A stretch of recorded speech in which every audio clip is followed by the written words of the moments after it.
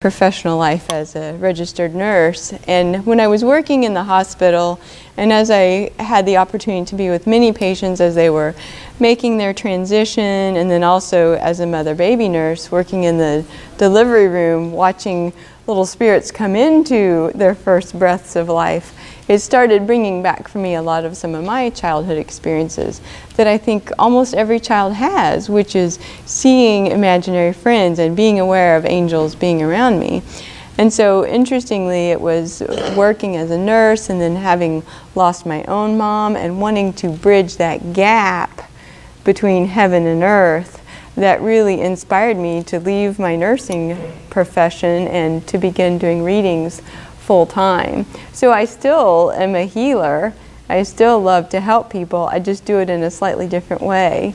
Instead of giving medicine, I give words of comfort for the soul. And I really, really, really love what I do. It's life-changing work. And so I appreciate everyone here today being open to receiving a message and to being able to learn a little bit more about how this works. So when we leave our physical bodies, we continue. This wouldn't work otherwise. So I believe that no matter what the cause of physical death, no matter what it is, if you're one breath old or if you're 1,000 years old, it doesn't matter how you get there. When you take your last breath, your spirit continues on. And that's why spirit communication works. So after we leave our bodies behind, we're all met, each one of our spirits are met with an opportunity to experience love. And so on the other side, there's forgiveness and there's redemption, and there's always the choice for love. And that's one thing for me as a professional medium that's been so inspiring, is to see some of the healing that occurs after a physical death. When you can hear from someone who maybe had a conflictual relationship, that the spirit says, I'm sorry, or that there's a request for forgiveness or a new beginning in a relationship. So I want you to know it's never, ever, ever too late. It's never too late to forgive. It's never too late to say I'm sorry. And it is never, ever, ever too late to say I love you. And love heals everything. Love transcends all time. And that is, again, why these spirits connect, is to bring those messages of love and to bridge that gap between what seems like loss and what is true, which is that love always, always lives. So it's really exciting work. I wanted to give you just an example of what a mediumship session can be like, and share with you an example of a lady that I worked with.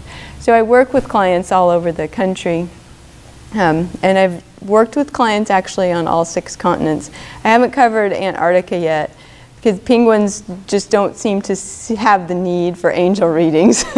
But if I find a penguin, I'll get Antarctica on the map. So anyway, I was working with a lady by phone, and she had lost her son. And it was kind of an unusual circumstance. He was 14, so he was not able to drive yet.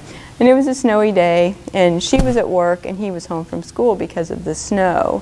And he wanted to go get a snack, and he couldn't drive, as I said, because he was 14. So he decided to cross the highway to get to a convenience store that was fairly close to their home.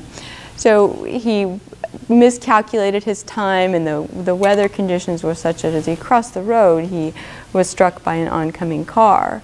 And immediately he left his body.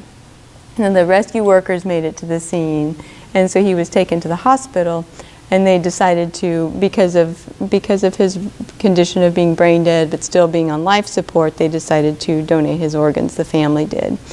But his mom had really questioned, was there something else we could have done, or was he happy with our decision? Or she really wrestled on every level you can imagine as a mother who had lost her beautiful 14-year-old son. So he is and was, as I spoke with him, a very, very bright spirit. So she and I are talking, and then he started chatting with me too. And I could see him, and he was just very, very sweet. So one of the first things he said to me was, he requested that I please tell his mom that he went to Andrew's game. And so I relayed this message to her. And she got really quiet, and she said that Andrew was the little boy who had received her son's kidneys. And Andrew, the little boy who was the organ recipient, had always dreamed of playing soccer, but was never healthy enough. after he received the gift of life through this organ donation from her son who had made his transition, he was able to fulfill his life's dream. So it settled her and brought her such peace on so many levels, because she knew her son was okay with her decision, and she knew he was at peace too. And then she knew that he was aware that his life was ongoing through this little boy who was able to fulfill his dream. So it was a really beautiful spirit connection. And these things happen all the time. These spiritual connections, these opportunities we have to commune with spirit are so divine, and everyone is special and everyone is unique. But I found that one to be particularly inspiring. So today, as I'm going to draw tickets. Here's what I found when I did these group readings. So some spirits are really super loud and obnoxious, because that's how they were as people. Did anybody have any obnoxious family members or loud family members? You go to any mix of people, and there's some dominant people, right? And then you have other people who are really quiet and really shy, and they desperately want to talk, but they just can't overcome that shyness. So what I found when I did these group settings or these group sessions, and I've been doing these now for 8 years, is that it tended to be the really loud spirits who could sing and dance would get my attention, and then they'd suck me in and I'd get stuck talking to them for 30 minutes. And all the other quiet spirits are just kind of in the corner, talk to us. So I decided to level the playing field, so to speak, by the tickets. And now some of these loud spirits will push their tickets to the top, there's no doubt about that, but mostly everybody behaves.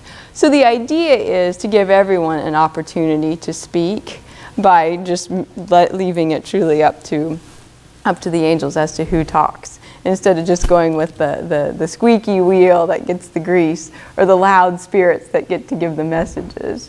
So now the quiet ones have an equal opportunity to speak, just as the ones who are more loud. So when I communicate with the spirits, I can see them and I hear them, and I'll feel whatever sensations they want me to feel. I will tell you, though, that these spirits have a vested interest in putting their best face forward, so to speak. So every spirit I talk to is good looking and young and nice and in shape and all that.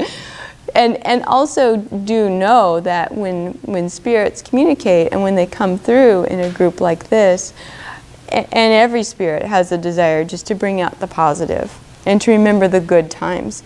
Even if you only have one good memory of this person, or if even there was only one instant where you felt peace with this person, that's the instant they're going to remember, and that's the instant that they want to connect with. So as I said, each spirit wants to bring forth the best, that we all want to bring forth love. So just understand that, of course, they're going to talk about the highlights and the high points and the strengths. And they may address some of the struggles, but the overwhelming desire for the other side is for there to be healing and growth and peace. So just know they're going to talk about the good stuff. They're going to accentuate the positive, so to speak. So when you come up, if I draw your ticket and you come up, I'll have you sit here on the stage so I can talk with you a little bit easier. If I ask a question, go ahead and answer, and then I'll repeat back so everyone can hear. And I'll let you choose who you want to get a message from. If you don't have anybody on the other side you don't want to hear from, that's fine too. And I've had people say that before. I draw their ticket and they're like, I don't want to hear from anybody over there. Can I just hear from an archangel or from an angel? So if you don't have a human you want to talk to, that's fine too. You can ask for your guardian angels too. But you choose who you want to speak with, and then I'll take a few moments and I'll connect with that person and then bring forth whatever messages they have. It's a really neat experience, and I love being able to let each person come up, so we all get to hear the messages as a group, but yet I get to attend to each one individual too. So you'll figure it out as we go. You can, and maybe we'll have a little wiggle room to ask questions. But I will say, don't ask them for lottery numbers. If you want your family members to tell you your lottery numbers, they're not going to give them to you.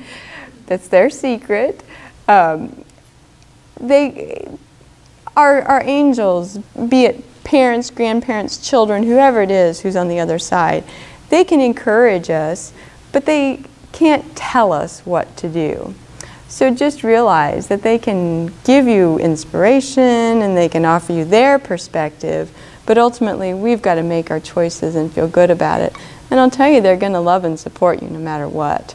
That's the other beautiful thing about being on the other side, is that I said your best self gets to come out, but you learn how not to be so forest for the trees when you're there on the other side. You see the bigger picture, and you realize that it's so much more important to support those we love than to try to control or to be conditional in the way we express our love. So I just want you to know, again, no matter which path you choose, your angels are going to go down the path with you. No matter what decision you make, they're going to help you to make it the right decision. And it's really nice to know we always have that unconditional support and encouragement that's with us. So, are there any questions about the particularities about how it works? You can connect with any spirit. Sometimes people say, well, this person's been gone for 40 years. That's okay. This person's been gone for 4 days. That's okay too. There's no such thing as time on the other side.